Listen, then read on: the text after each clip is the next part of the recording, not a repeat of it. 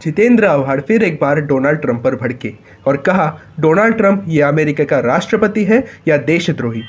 Donald Trump कैसे बोल सकते हैं कि वह एप्पल आईफोन के भारत के उत्पाद को बंद करना चाहते हैं। टिम कुक ने साफ कहा कि वह भारत में अपना उत्पाद बंद नहीं करेंगे। चीन पर आव्हाड ने कहा कि आज़ादी से पहले की जो ज़मीन हमारी थी उस पर कब्जा करने की कोशिश चीन लगातार कर रहा है और उसने अरुणाचल प्रदेश के कई जगहों के नाम बदल दिए हैं। आगे बढ़ते जितेंद्र आव्हाड ने कहा कि गुंडों के धमकियों से मैं नहीं डरता।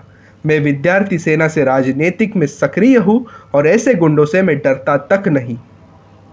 देखो, टिम कुक को उन्होंने कहा कि भारत में क्यों जाते। मेरा सवाल ये है कि देखो, भारत में टिम कुक आ रहा है, कोई एहसान नहीं कर रहा।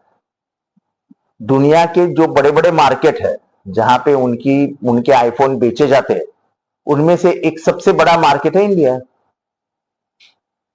पूरे यूरोप की बाजार करके उस पे नजर डालो और भारत पे नजर डालो तो भारत का बाजार और यूरोप का बाजार एक समान है। पूरे यूरोप सब राष्ट्रों का। अब टिम कुक बाजार को ध्यान देगा कि ट्रंप को ध्यान देगा? और ट्रंप ने ये कहना कि ये बंद कर दो, तुम जाओ मत। मुझे लगता है ये ट्रंप हमारा दोस्त है, दुश्मन है, राष्ट्राध्यक्ष है कि हमारे दुश्मन के गिरोह में शामिल हो गया है? ये सोचने जैसी बात है। टिम कुक ने उसको नकारते हुए अरे कहा टिम कुक क्या बोलेगा? टिम कुक बोलेगा क्या मैं बंद कर देता हूं? क्योंकि भारत का बाजार ये दुनिया में सबसे बड़ा बाजार है आईफोन के लिए। आपके हाथ में भी आईफोन ही है। अभी इधर बैठे हुए लोग हैं, उनमें से 90% लोगों के हाथ में आईफोन ही है। तो ये आईफोन का बाजार है। अगर हमने इस बाजार से आईफोन गायब कर दिया और लोगों ने तय कर दिया हम आईफोन को नहीं खरीदेंगे, नुकसान ट्रंप का नहीं होगा, नुकसान टिम कुक का होगा, आईफोन का होगा। तो वो नुकसान ट्रंप के लिए क्यों सहेंगे? ट्रंप ने आगे कहा कि भारत में सबसे ज्यादा टैक्स लगाए जाते। देखो, ये डरा धमका के भारत को झुकाना, ये ट्रंप की एक नई आदत सी हो गई है। और हर चीज को आके मीडिया के सामने ट्वीट के द्वारा बोलना, ये कोई पॉलिटिकल मैच्योरिटी की बात नहीं है। तो ये दबाव की राजनीति क्यों की जा रही है? मुझे पता नहीं क्यों करता है, लेकिन तो मोदी इस पे कुछ नहीं कह रहे।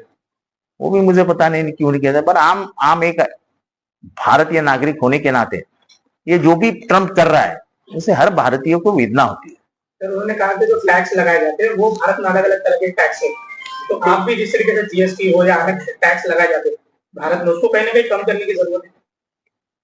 वो देखो, ये एक अलग बात है। टैक्सेशन एक अलग बात है, टैरिफ का जो मसला है वो अलग बात है।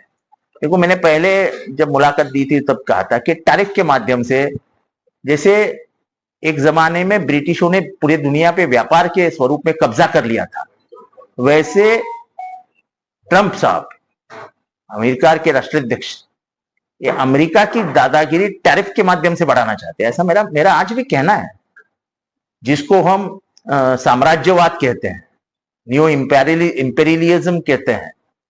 तो जो ब्रिटेन ने 200-300 साल पहले किया था, वो आज अमेरिका नए तरीके से करने की कोशिश कर रहा है, पूरे दुनिया पे कब्जा करने की कोशिश कर रहा है। सर, तुर्की को बायकॉट किया जा रहा है, पर चाइना का मार्केट वेपर्स पे काफी हद तक देखो, ऐसा है कि चाइना को लग के जो गांव है उनके नाम भी बदला जाता है, लेकिन भारत सरकार इस पर चुप्पी साध रही है। देखो, हमारी कई जमीनें चाइना ने हाथ में ले ली है। अरुणाचल प्रदेश से लगातार भारी संख्या में उनकी सेना अंदर आके घुसपैठ करती है, गांव पे ताबा लेती है, नाम बदल देती है। और जो नाम 47 के बाद हमारे राष्ट्र में उनका नकाशा जो है, मैप जो है, भारत के मैप पे लिखा गया था, वो बदलने की कोशिश करती है। अंतर्राष्ट्रीय स्तर पे भी इसका सोच विचार होना चाहिए। यह कोई अच्छी बात नहीं। रिश्ते में तो